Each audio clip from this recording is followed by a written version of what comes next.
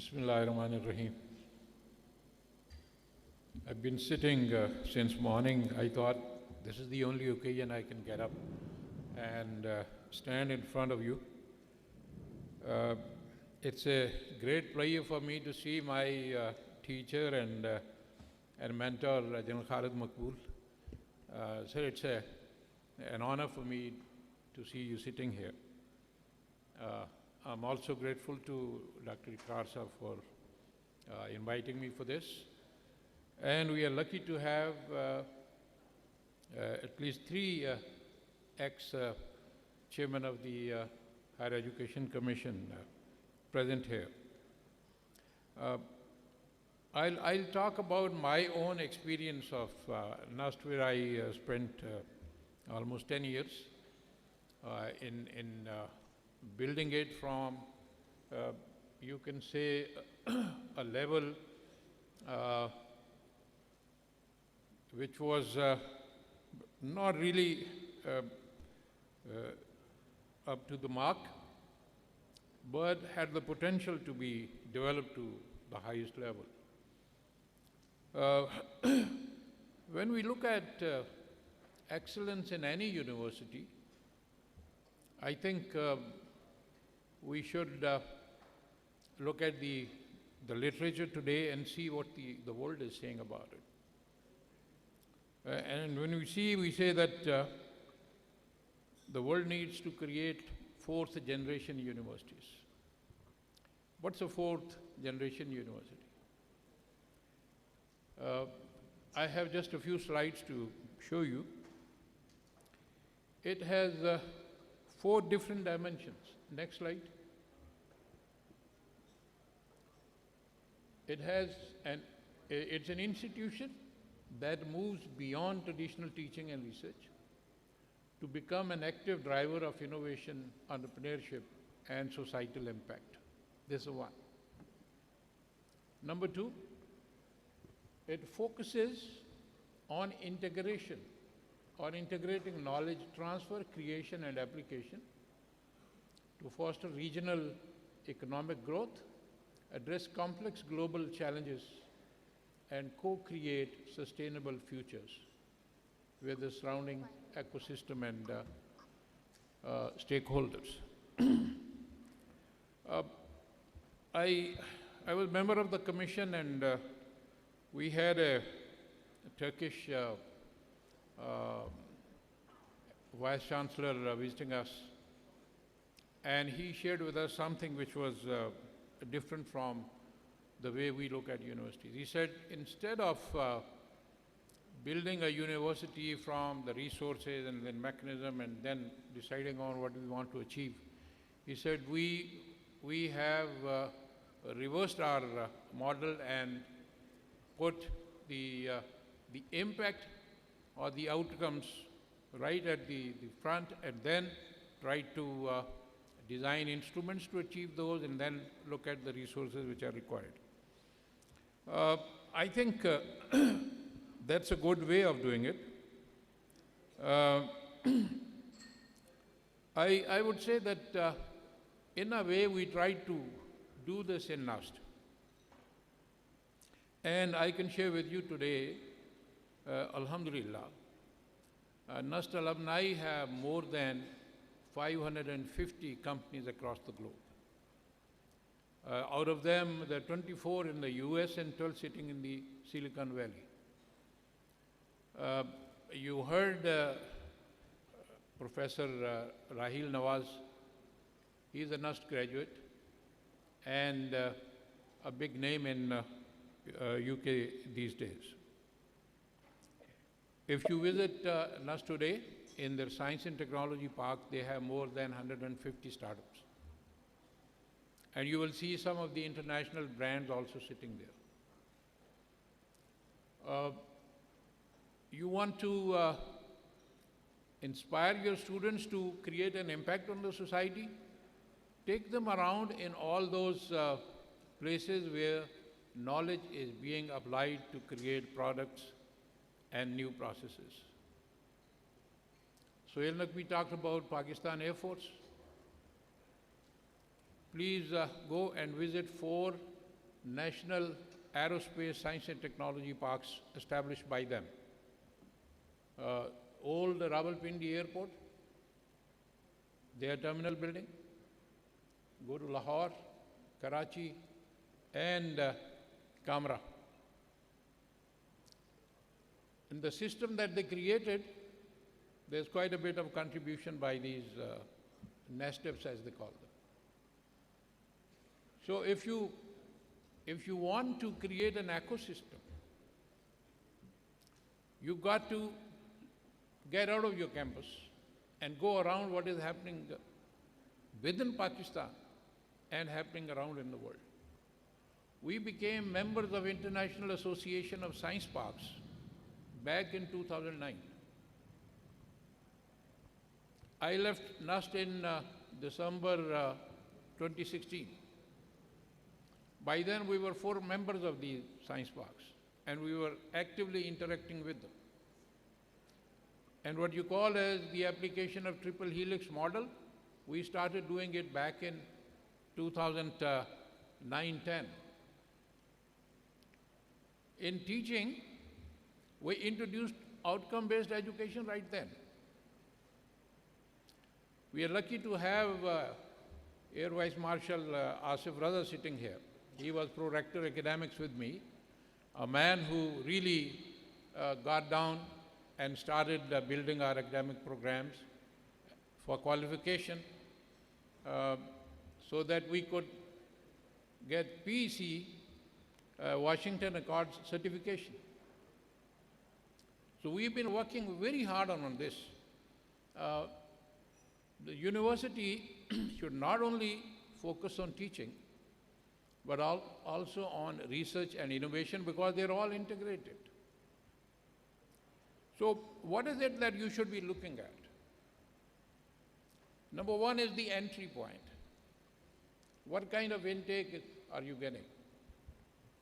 Today, acceptance rate in NUST is 4%. There's so many people they want to get into NUST, but the best manage to get in. And then, what has NUST done? We have introduced need-based scholarship. Anybody who qualifies for entry may not have any resources. We take care of his education. In my time, in 10 years alone, we paid almost $1.5 billion in scholarships. And NUST now has an endowment fund which is helping many of the needy students. They're in thousands. So it's a system that you create. So the next thing which you look at is the terminal stage of these graduates. So what should they be doing? They should either be picked up by the employers, so employability is one factor. 2, or they go into a higher degree, go for master's or PhD, or they have their own startups. They're doing their own business. Employability of NUST graduates is more than 90%. So when you want to create an excellence within an institution, you will have to look at all these factors. Next. ये अगली slide जरा चलाइए. When we look at Punjab Higher Education Commission, they have to actually decide their focus. आगे चलिए जी.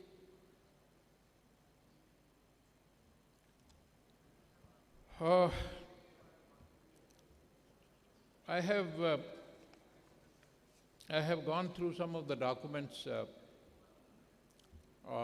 which give you an idea of the investment which has gone into higher education. Is it money that will make a difference? Is it the commitment that will make a difference? Is it the way we manage our resources? You know, World Bank has spent $400 million. It's almost 112 billion rupees plus gone into our universities in the last 6 years or so. When we started, we had problems. We have our ex-chairman, Dr. Tariq Banuri, sitting here. When the project was taking off, the chairman's tenure is cut short and thrown out of the HEC, just because he was not liked by somebody. So instead of 4, he spent only 2 years and was changed. And then the composition of the commission was changed. And then, I don't know, there were ad hoc arrangements for some time. And when the new chairman comes, of course, a lot of time has passed. So the project, the way it should have been implemented, could not. So what are the outcomes? I don't know. The worthy chairmen who are here in this hall may be able to throw some light on it. But I think we could have done far better if there was stability in leadership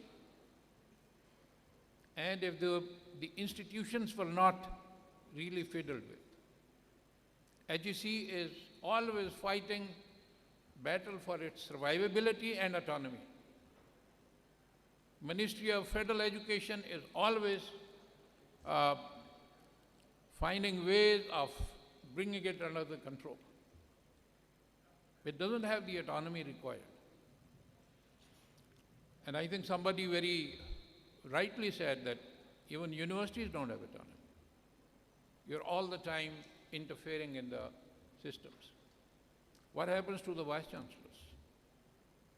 How frequently are they changed?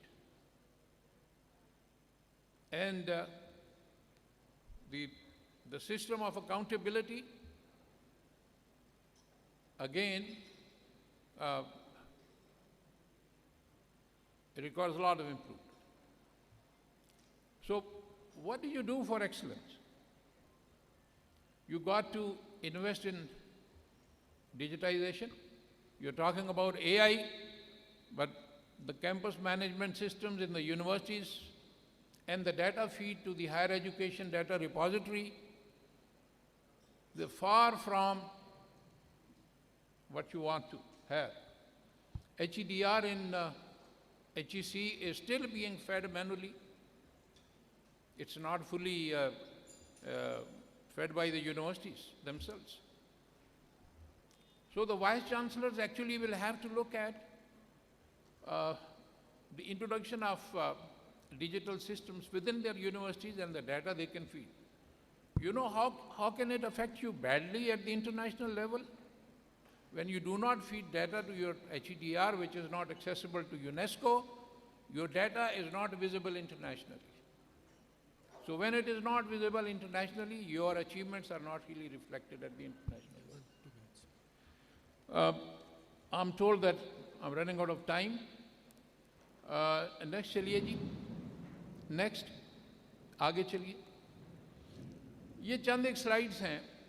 ये मैंने आपके लिए information इकट्ठी की है. हमारे area study centres, centres of excellence, इन सब के आप नाम देख लें, यहाँ लिखे हुए. And quite a few universities of Punjab are members of these centers of excellence. What have they achieved in this time? I think you can start questioning it right now. Cyber security की जो centre of excellence है, ये उसामा साहब बैठे हुए हैं.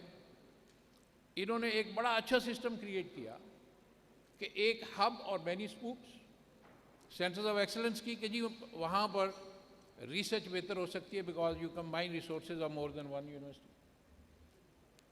UET Lahore, UET Texla are members of this. You go to AI, Hub is not, but UET Lahore, University of Punjab are its members. Robotics automation, Hub is not, but UET Lahore, UET Texla are the members. And then industrial biotechnology, Mir Ali Shah Agriculture University is the sole proprietor of this. उसके बाद data driven smart decision making है, ये भी error university की. इसी तरीके से cloud computing है, उसमें लम्स है, यूटी लाहौर है. सो ये तमाम सेंटर्स ऑफ एक्सलेंस के स्टेक होल्डर्स हैं आप. It depends that how do you really take advantage of these centres of excellence. Chairman साहब को फैसला करना पड़ेगा, give me 1 or 2 minutes extra, कि जी उन्होंने कैसे यूनिवर्सिटीज़ के अंदर इन्वेस्ट करना है. चाइनीज़ का मैं आपको एग्जांपल दे देता हूँ. हमारा उनके साथ कंसोर्टियम है HEC का, जिसमें चाइना की तमाम लीडिंग यूनिवर्सिटीज़ उसकी मेंबर है. 168 टोटल यूनिवर्सिटीज़, 29 चाइनीज़ हैं जो टॉप चाइनीज़ यूनिवर्सिटीज़ उसकी मेंबर है. When they wanted to develop their universities, they launched Project 211, जिसमें 100 यूनिवर्सिटीज़ को उन्होंने कहा कि दुनिया की टॉप यूनिवर्सिटीज़ में लेके जाना. Then Project 985, out of these 100 they picked 39. And then out of 39 they picked only 9 universities. They called China 9. कि जी वो टॉप यूनिवर्सिटीज़ होंगी, और उनके अंदर जो इन्वेस्ट किया, इन हर एक यूनिवर्सिटी को उन्होंने नेशनल की लैब्स और स्टेट की लैब्स दी. USTC जो चाइनीज़ एकेडमी ऑफ साइंसेस की यूनिवर्सिटी है, उनके पास 2 की लैब्स हैं. And when I asked them कि जी आप करते क्या हैं की लैब में, तो उन्होंने कहा जी हमारे पास स्पेस की लैब है, और मिशन हमें ये दिया गया है कि put a man on the moon. Imagine the investment that a nation does in their programmes, कि आउटकम पहले, उसके बाद उसके रिसोर्सेज दे दें. Every key lab has, it's not only the equipment, the best faculty that they can gather, and very large amount of research funding. तो अभी अगर आपने कुछ अचीव करना है तो आपको एक बहुत बड़ा एंडाउमेंट फंड बनाना होगा पंजाब में, और इस एंडाउमेंट फंड से कंटिन्यूसली रिसर्च की फंडिंग भी करनी होगी, आपको टॉप की फैकल्टी भी लेके आनी होगी, जो भी आप सेंटर्स ऑफ एक्सलेंस बनाना चाहते हैं, और उनको इक्विपमेंट भी दें. Only then you will be able to achieve something. With this I must thank you for listening to me. Thank you very much. Thank you very much, General Asghar.